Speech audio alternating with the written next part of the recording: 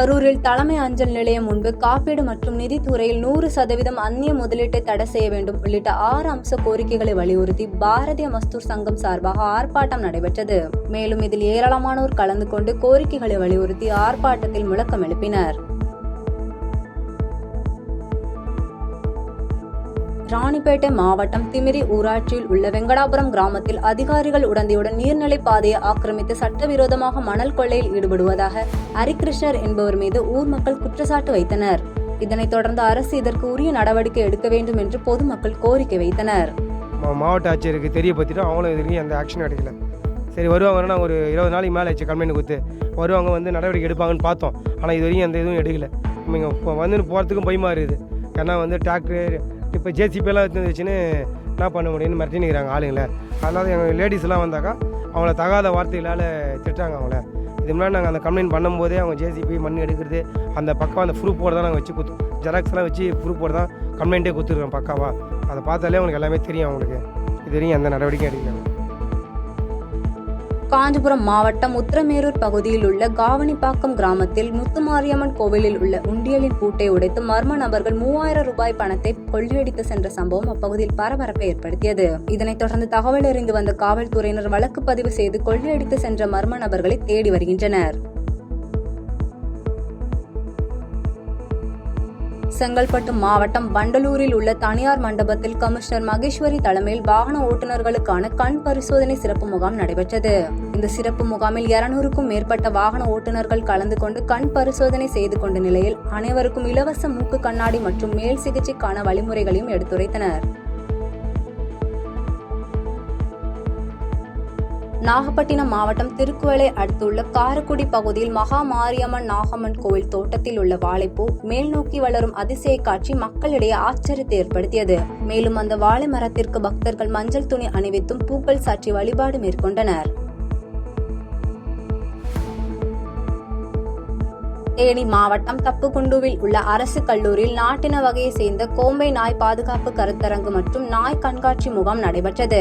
தொடர்ந்து இதில் கோப்பை, ராஜபாளையம் உள்ளிட்ட 50க்கும் மேற்பட்ட நாய்கள் பங்கேற்ற நிலையில் இந்நிகழ்ச்சியை ஏராளமானோர் கண்டுகளித்தனர்.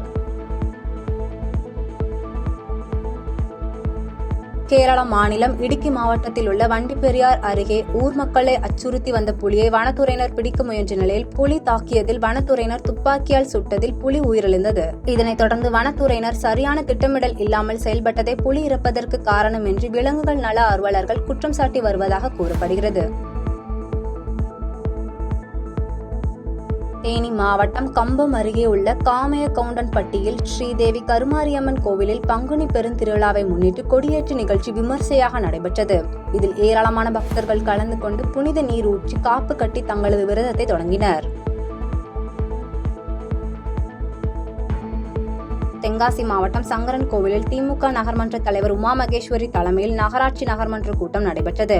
தொடர்ந்து இந்த கூட்டத்தில் விரைவில் திறக்கப்பட உள்ள பேருந்து நிலையத்திற்கு பேரறிஞர் அண்ணாவின் பெயரை வைக்க வேண்டும் என்று அதிமுக நகர்மன்ற துணைத் தலைவர் கண்ணன் கூறியது பரபரப்பை ஏற்படுத்தியது.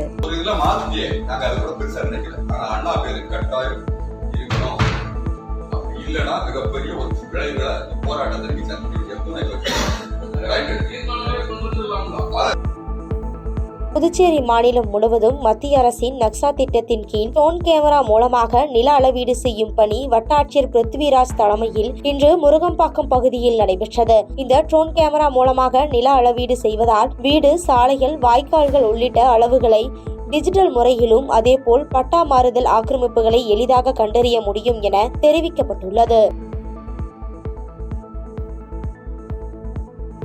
கோவை மாவட்டம் சோமனூரில் கோவை, திருப்பூர் மாவட்ட கூலிக்கு நெசவு செய்யும் விசைத்தறியாளர் சங்கத்தின் பொதுக்குழு கூட்டம் சங்க தலைவர் பூபதி தலைமையில் நடைபெற்றது. இக்கூட்டத்தில் பல்வேறு கோரிக்கைகளை வலியுறுத்தி நாளை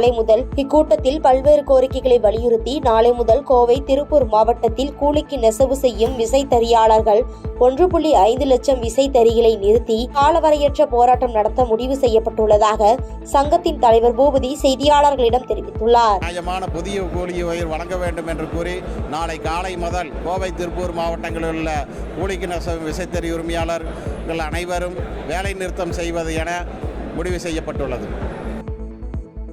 புதுச்சேரி தனியார் பள்ளி சிறுமி பாலியல் வழக்கை பெண் IPS அதிகாரி தலைமையிலான விசாரணை குழு அமைக்க வலியுறுத்தி 200க்கும் மேற்பட்டோர் குழந்தைகள் உட்பட குடும்பத்தோடு ஆர்ப்பாட்டத்தில் ஈடுபட்டனர். தவளக்குப்பம் தானாம்பாளையம் தனியார் பள்ளியில் 1ஆம் வகுப்பு படிக்கும் சிறுமிக்கு பாலியல் தொல்லை கொடுத்த வழக்கில் ஆசிரியர் மணிகண்டன் என்பவர் சிறையில் அடைக்கப்பட்ட நிலையில் பள்ளி தலைமை ஆசிரியர் மற்றும் பள்ளி தாளாளர் மீது நடவடிக்கை எடுக்க வேண்டும் என ஆர்ப்பாட்டத்தில் ஈடுபட்டனர்.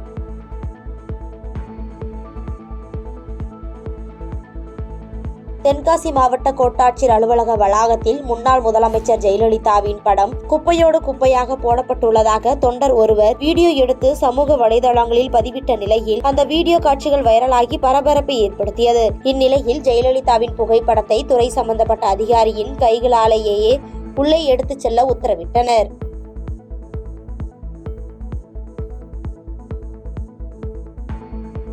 கரூர் மாவட்டம் புலியூர் காளிப்பாளையம் பகுதியில் அமைந்துள்ள ஊராட்சி ஒன்றிய தொடக்கப்பள்ளியில் ஆசிரியர் மாணவர்கள் பயன்படுத்தும் கழிவறைகளை பள்ளியில் படிக்கும் மாணவிகளை கொண்டு தலைமை ஆசிரியர் சுத்தம் செய்ய வைப்பதாக பொதுமக்கள் குற்றச்சாட்டு வைத்துள்ளனர். இந்நிலையில் கழிவறைகளை சுத்தம் செய்யும் மாணவிகளின் வீடியோ காட்சிகள் வெளியாகி பரபரப்பை ஏற்படுத்தியுள்ளது.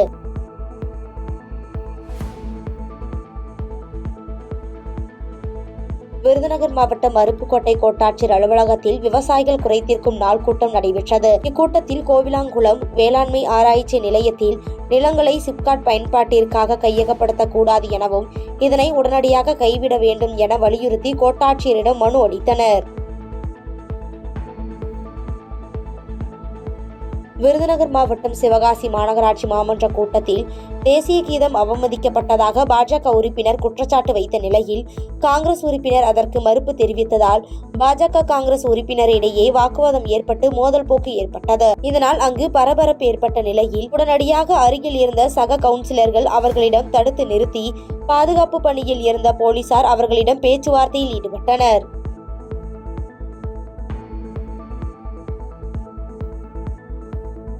கன்னியாகுமரி மாவட்டம் அருமனை அருகே அரசு பள்ளி தலைமை ஆசிரியர் கன்னத்தில் அறைந்த இளம்பெண் குறித்தான வீடியோ காட்சிகள் வெளியாகி பரபரப்பை ஏற்படுத்தியுள்ளது. குழந்தையை தந்தையின் அனுமதி இல்லாமல் சந்திக்க அனுமதிக்க மாட்டேன் என கூறியதால் தன்னை தாக்கியதாக ஆசிரியர் அளித்த புகாரின் அடிப்படையில் தலைமறைவாகியுள்ள இளம்பெண்ணை போலீசார் தேடி வருகின்றனர்.